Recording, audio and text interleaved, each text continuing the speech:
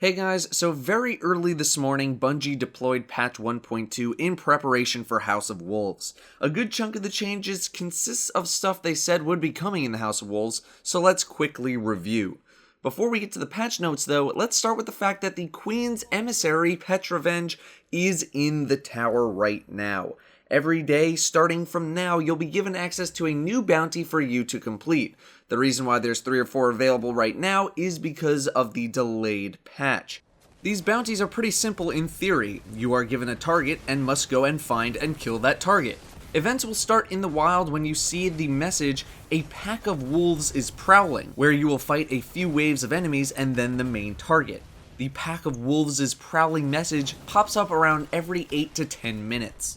When you kill these bounty targets, you'll gain the buff Ether Key, which unlocks a fallen treasure chest nearby. The chest seems to spawn in the same spot each time, but the event of the bounty targets spawning can be in a couple of different places within the area. They also have the possibility of dropping treasure keys, which are used in the Prison of Elders. Next, the Heavy Pike is a vehicle that can spawn randomly in an area. It doesn't function much differently than a regular pike, but the main gun fires much slower. The strafing movement on the vehicle also deploys a bouncing shock grenade, which deals a decent amount of damage. My friends told me that this one that I'm riding spawned randomly in a cave in the Ember Caves on Venus, but there are various spawn locations to say the least. Also, you'll find that Xur changed up the stat rolls on gear, and that different telemetries are now being sold. Why? I have no idea. But the Skull Fort is now a way above average roll at 125. The radar is average at 103, maybe slightly above average, and the Veil is also above average. In the upgrade options, the Hunter Crest is 168 still. The Titan Crest is now 167, that's going to be worth upgrading for the stat roll, along with the no backup plans, if you use them. They are rocking a 113 glove roll, that's the maximum, and Heart of the Praxic Fire now has a 165 stat roll, that's 5 off the cap, so 4 exotics here worth upgrading exclusively because of the stat roll. Otherwise, you should save those upgrades until next Tuesday. Alright, let's get to the patch notes. We'll start with weapons. We have bug fixes to the Hive Disruptor bonuses on things like Word of Crota and Black Hammer, where basically any issues caused by Hive Disruptor interrupting the bonuses White Nail and Phantom Gift are now fixed. Better late than never. Hive Disruptor also triggers a bit more often on things that do sustained damage, so auto rifles, pulse rifles, etc., but does slightly less damage per hit. Mythoclast also apparently had a bug where it wouldn't spawn with ammo, never seen that, but that has been fixed. In PvP, Salvage got it fixed, where the first relic of a match will now spawn in a more central location, good, and an issue was fixed where players had to wait a long time before being able to respawn, good. In the patch notes, it says that they enabled the speaker material exchanges in patch 1.2, which is live now, but he currently does not have any options available, so maybe that'll kick into gear soon. The same thing with Xur exchanging strange coins for Motes of Light. The patch notes say it's a thing, but it's not enabled right now. Among that, faction reward packages will no longer give shards, commendations are no longer needed to purchase gear and will instead give you 250 reputation, but Etheric Light is not yet available. That is coming with the House of Wolves. The UI got some tweaks, vendor interaction panels have gotten some improvement, the number of buffs that can be displayed on the character sheet has been increased, and inventory item stacks that reached the maximum now display gold numbers to better alert people that they have a full stack of an item. The Mercury Grimoire card is now finally fixed for those of you chasing max Grimoire score, and it has been retroactively awarded to players who have found the corresponding ghost fragment. Now here's an important one.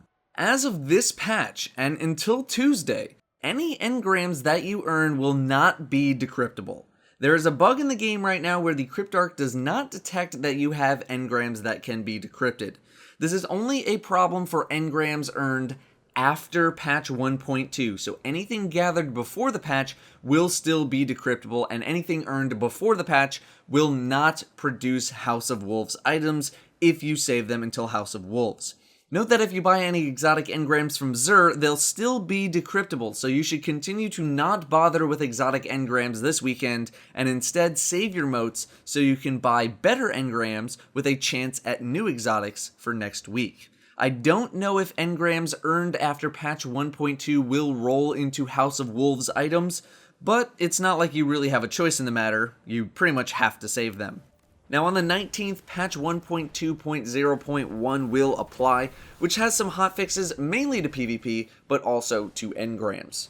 Starting with PvP, added a new daily reward package upon completion of the first game in the featured Crucible playlist, added Trials of Osiris passage coins to reward streams across all playlists, including the package, and increased the following by 100% across all playlists: Crucible mark drop rate, reputation earnings, and rare weapons and gear drop chance for completing games.